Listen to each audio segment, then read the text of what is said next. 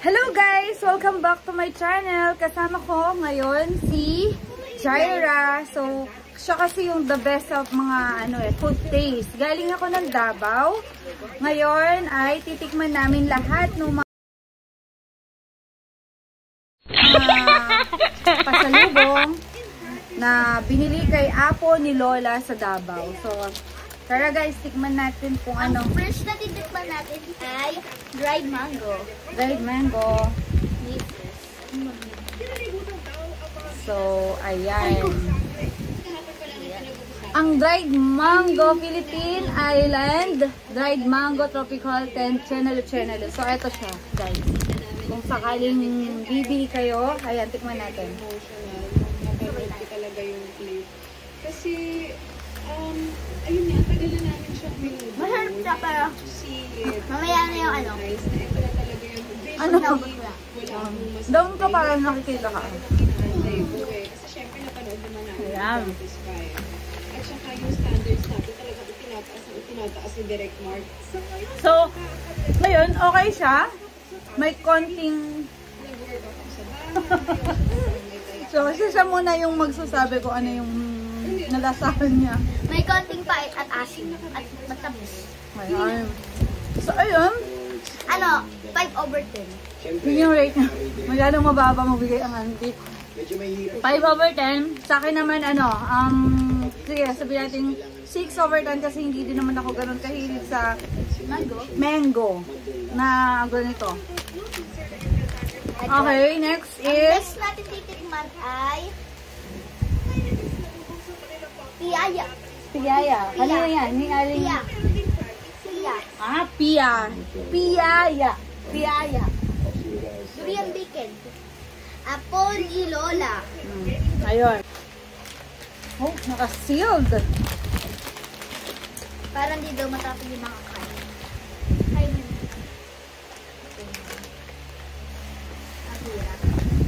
So, ito yung kanyang carton, guys.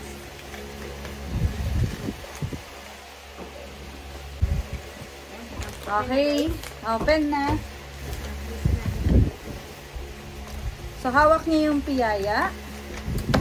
Sino nabigyan? Hati na tayo. So, ayan. Hati na lang kami. Medyo para since ang gusto lang naman natin is i-discuss din sa inyo yung plaza. So, ayan.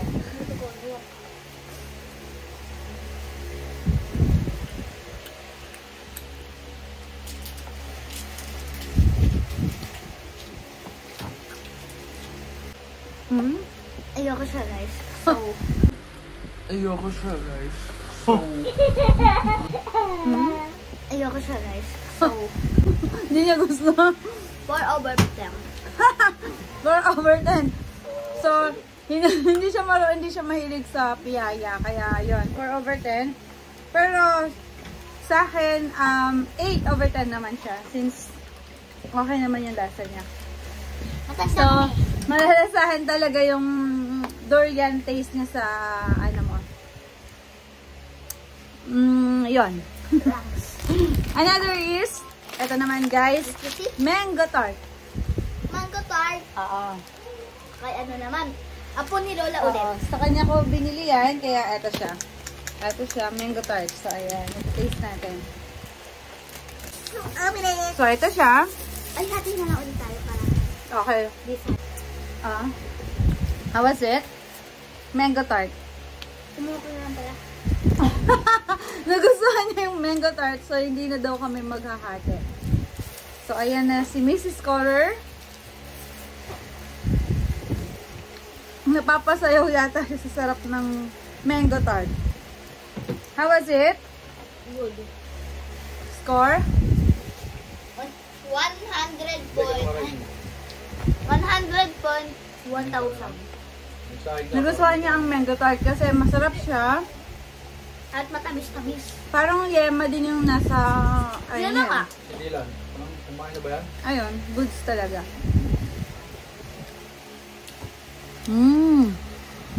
Sarap. 10/10 din siya.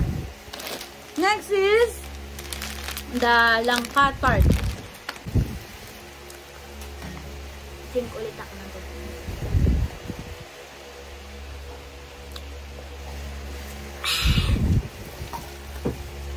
Is that it?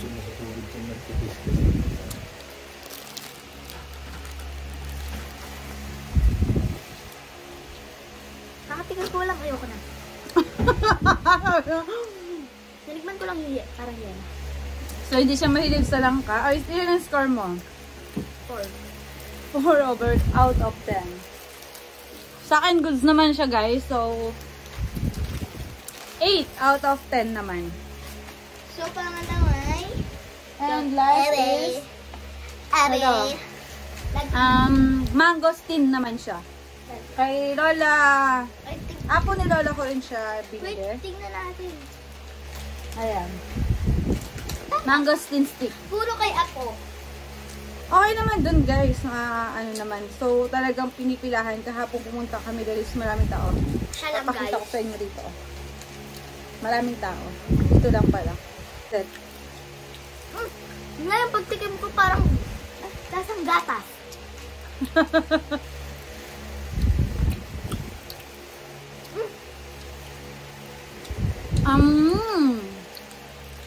Goods din to.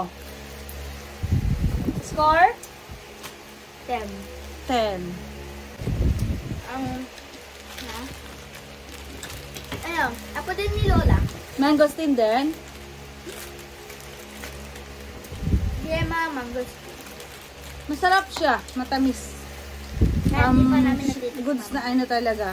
Yung stick, mangosteen stick, masarap. Tapos ito naman yung pastillas. Parang pastillas. Pero pag dinilaan niya parang guys, parang ube. Nilagay niya parang tubig. Ganyan yun, no, guys. Di ba may mga ganyan? Guys, oh, di ba nagpa-purple? So, ang score ko ay 10. 9. 9 siya. Bakit 9? Saan mo kanya 10? Tama, no? Nakakalimutan na. Pero hindi, 10 siya. And last is yung Wait lang. Yema lang ka.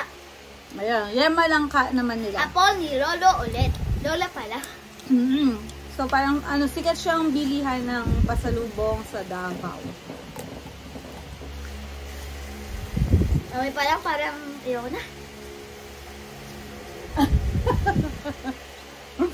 Ayun, konti lang daw yung tikim niya ba yung how was it? Sarap. Oh, masarap daw. Sorry. Score? 10. 10. So, meron pa siyang ano, oh. 9 pala, 9. Parang buo-buo pa yung langka niya sa loob. 9 pala, 9. So, wala pa kaming bread. So, titikman na lang namin siya ng pure. Ay, ano na, tinikman natin kanina. Goods din to. Ay, oo nga pala. Yung palaman nila. Ito talaga guys, yung nagustuhan ko, kaya walang kukuha nito ah. So, yun na daw yung nagustuhan niya, kaya wala na daw kukuha.